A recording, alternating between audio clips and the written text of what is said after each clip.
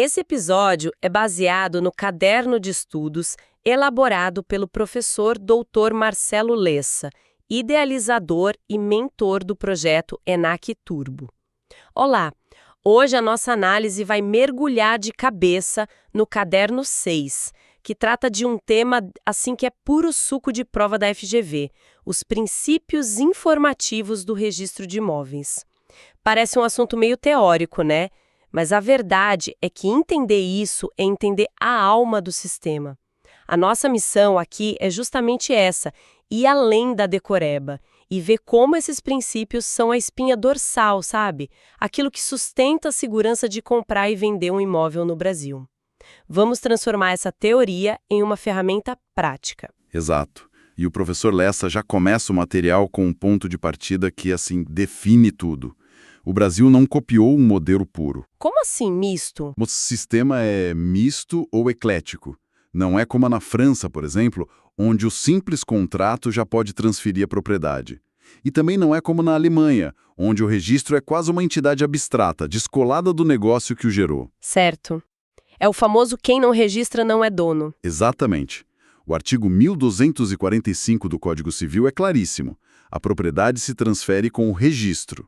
Só que, e aqui está a nossa particularidade, esse registro não vive sozinho. Ele depende de um título válido. Ah, ele é causal. Isso. Se o negócio que deu origem ao registro for nulo, o registro pode cair junto. E é essa tensão, sabe, entre a força do registro e a validade do negócio que torna esses princípios tão importantes. Ok, vamos desempacotar isso. Acho que a melhor forma de entender é, seguir a jornada de um documento.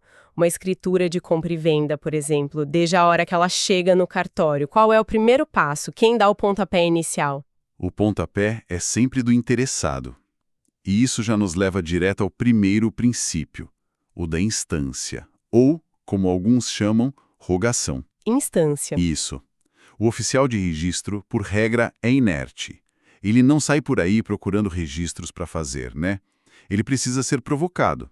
Alguém tem que bater na porta e dizer, por favor, registre este documento. Peraí, essa ideia do oficial ser inerte me soa um pouco perigosa.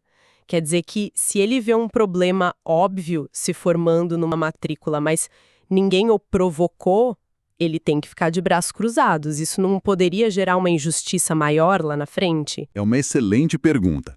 E é aí que moram as pegadinhas de prova. A inércia é a regra geral, mas existem exceções muito importantes, onde o oficial não só pode, como deve agir de ofício. Ah, então ele é obrigado a agir em alguns casos. Exatamente. A lei o obriga.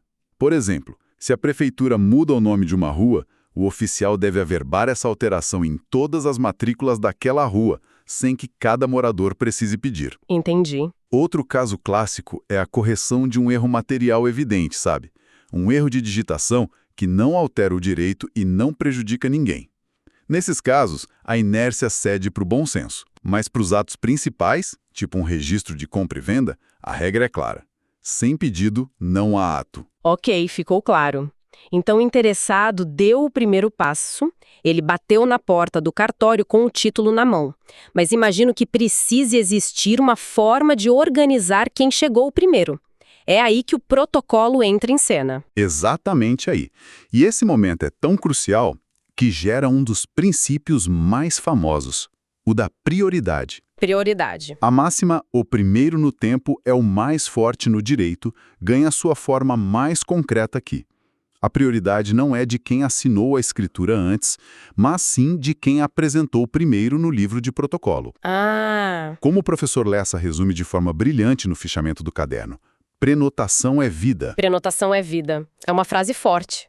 O que ela significa na prática? Significa que, ao protocolar o título, você garante o seu lugar na fila e uma espécie de bloqueio temporário da matrícula contra outros títulos contraditórios que cheguem depois. E essa prenotação tem um prazo, imagino? Isso, tem um prazo geralmente de 20 dias para que o título seja analisado e registrado. Se tiver tudo certo, a data do registro retroage à data da prenotação. E se tiver algum problema? Aí o interessado tem que resolver dentro desse prazo, senão a prenotação perde o efeito e com ela a prioridade. É uma verdadeira corrida contra o tempo. E essa corrida já foi tema de várias questões, né? Lembro de uma da FGV para o TJ de Santa Catarina. O cenário é clássico. João assina a escritura de venda de um imóvel na segunda-feira. Pedro, comprando o mesmo imóvel, assina a escritura dele na terça. Só que o Pedro é mais ágil e protocola na quarta de manhã. O João só vai na quinta. E aí? Pela lógica, parece um pouco injusto para o João, que fechou o negócio primeiro, né? Pode parecer, mas o sistema precisa de um critério objetivo, formal, para garantir a segurança. Se dependesse da data do negócio, teríamos uma insegurança gigantesca. Como provar? A data do protocolo é o marco indiscutível. Então, no exemplo, Pedro leva. Pedro, sem sombra de dúvida, a prioridade registral é definida pelo carimbo do protocolo. A corrida não é para o tabelião, é para o registro de imóveis. Quem chega primeiro, bebe água limpa. Certo. O título garantiu seu lugar na fila com a prenotação. Agora imagino que ele não entre direto na matrícula. Ele passa por uma espécie de fiscalização, um controle de qualidade? Exatamente. E esse é o coração da atividade registral. O princípio da legalidade, que também é chamado de qualificação registral. O oficial, como eu disse, não é um mero arquivista. Ele é um fiscal da lei. Ele faz um juízo de qualificação, um pente fino, para verificar se o título cumpre todos os requisitos. Então essa qualificação é como um grande checklist, onde o oficial vai ticando os itens. Que itens são esses e o que acontece se, por exemplo, um item estiver ok, mas outro entrar em conflito? Ótima colocação. Não é um checklist linear, é uma análise interligada. O primeiro filtro é a territorialidade. O oficial só pode registrar imóveis da sua área de competência, da sua circunscrição. Mesmo com tudo eletrônico hoje em dia? Mesmo. E esse é um ponto que o material do professor Lessa destaca bem. A chegada do sistema eletrônico, o SERP, que permite enviar documentos de qualquer lugar, não mudou essa regra. O envio ficou mais fácil, mas a competência territorial continua a mesma. Depois vem um dos mais importantes, o princípio da continuidade. O oficial vai olhar para a matrícula e para o título e fazer uma pergunta simples. Quem está vendendo no título é a mesma pessoa que consta como dona na matrícula? Parece óbvio. Parece, mas é a aplicação direta da máxima nemo dat quod non habet. Ninguém pode dar o que não tem. A cadeia de proprietários tem que ser uma corrente sem elos quebrados. E essa quebra de elo é outra armadilha clássica da FGV.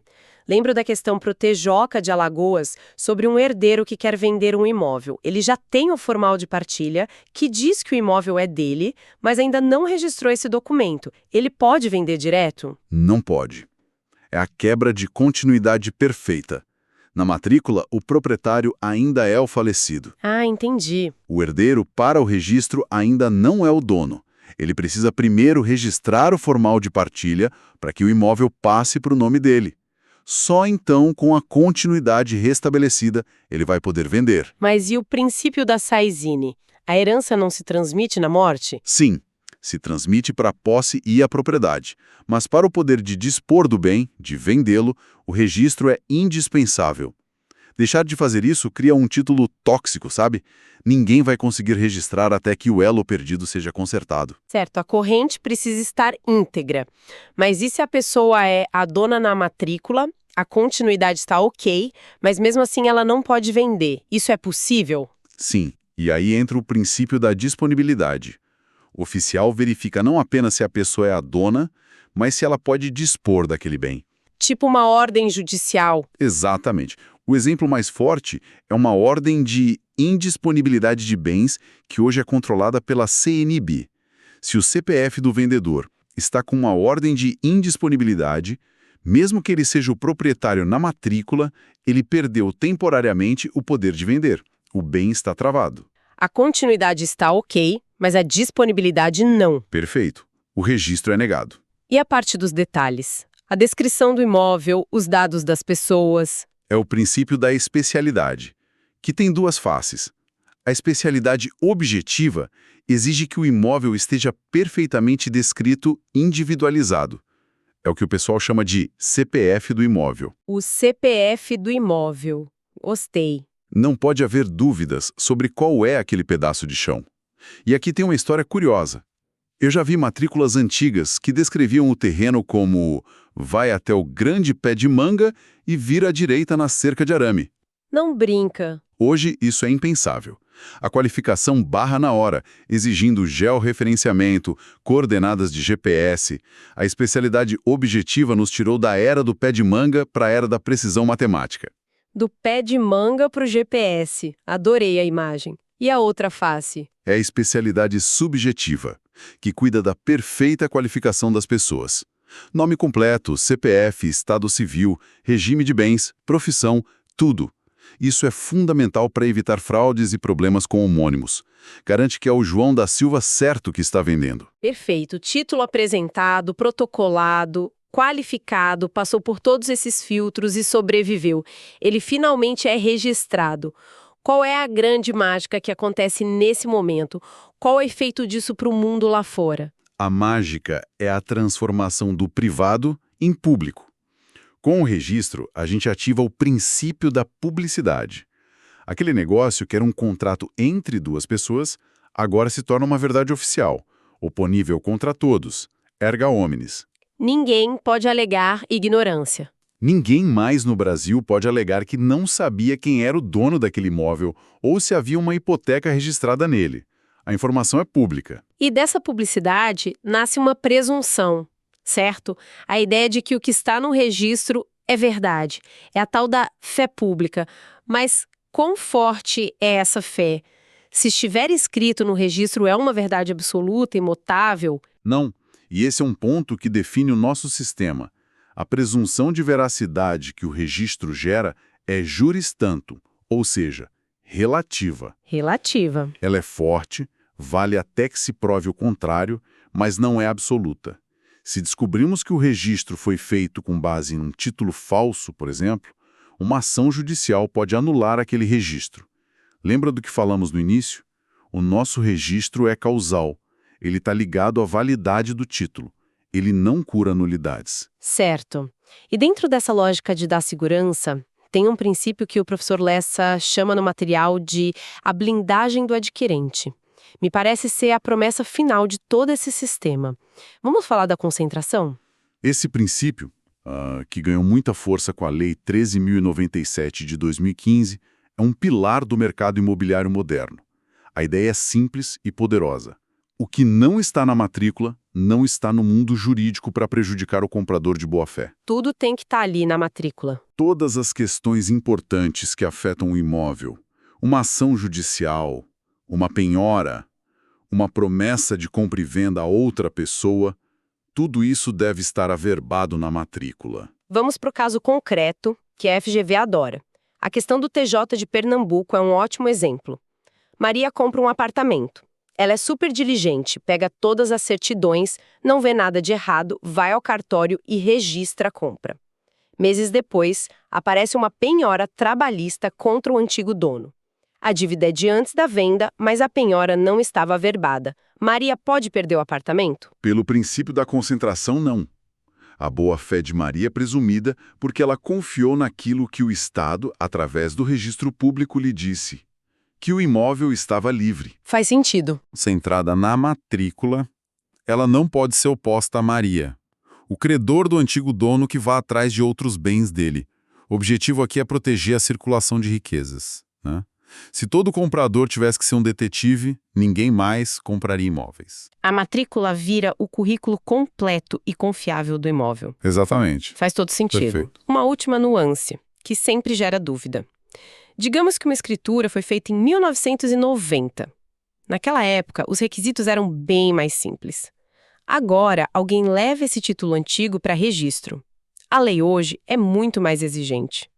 O oficial vai qualificar esse título com base na lei de 1990 ou na lei de hoje? Ótima pergunta para fechar. Aplica-se o princípio do tempus regi actum, ou o tempo rege o ato. Mas qual ato? O da escritura ou do registro? O ato de registro, não o ato de assinatura da escritura. A lei que vale é a do momento em que o título é apresentado para protocolo. Portanto, aquele título de 1990, para ser registrado hoje, precisa se adequar a todas as exigências da lei atual. Então, a matrícula de um imóvel é um documento vivo. Ela não congela a lei no tempo da escritura, mas exige que qualquer ato, mesmo o antigo, se modernize e se adeque às regras de segurança atuais para ser aceito. É uma barreira contra a obsolescência da informação. Perfeita síntese. É exatamente isso. Então, para a gente amarrar tudo, o que vimos foi um sistema, assim, incrivelmente coeso. A jornada do título começa com a instância do interessado, ganha prioridade no protocolo, é submetido a um rigoroso exame de legalidade na qualificação, Que, por sua vez, verifica a territorialidade, a continuidade, a disponibilidade e a especialidade. para, ao final, explodir em publicidade para o mundo todo e gerar segurança para quem compra de boa fé através da concentração. É um fluxo muito lógico. Exato. E isso nos leva a uma reflexão final que o professor Lessa sempre enfatiza.